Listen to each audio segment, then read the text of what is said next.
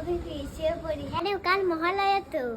ও 4টে উঠে পড়বি? আগে তোমরা কিসে মহালয়া শুনতে? টিভিতে। রেডিওতে না টিভিতে? আমরা টিভিতেই মহালয়া শুনতাম। দুর্গা অসুরকে বধ করে সেরকমই ছিল। টিভি ওই দেখো প্লেন আসছে। কই রে? ওই তো আসছে। হ্যাঁ তাই তো। তুমি এত রাত্রিবেলা কান পরিষ্কার করছো কেন? কালকে মহালয়া শুনবো তো, ওই কানে কম শুনি, ওই জন্য ভালো করে কানটা পরিষ্কার করছি। আগে কিসে মহালয়া শুনতে? আমরা রেডিওতে এর সময় মহালয়া শুনবো।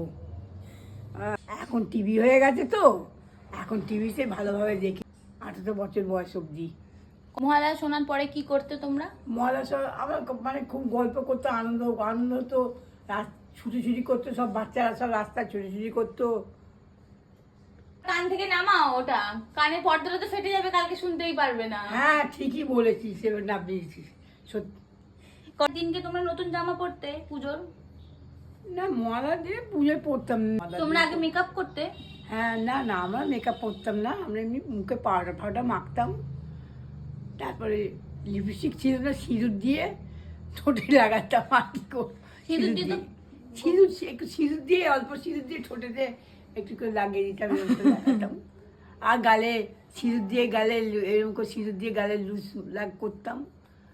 পাউডার দিতাম, হিমানি দিতাম, হিমালয় পাউডার মাখতাম, তারপর স্নো মাখতাম।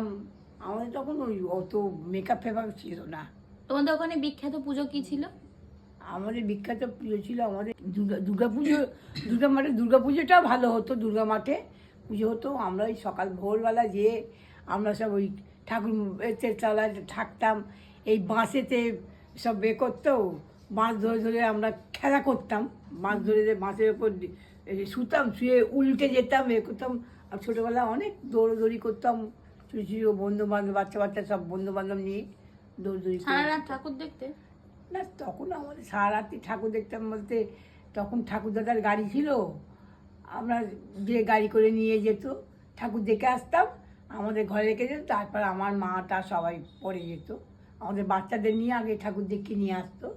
নিয়ে পরে রাত্রিবেলা মা বাবা সব কাকা কাকিমা ওরা সবাই মিলে যেত।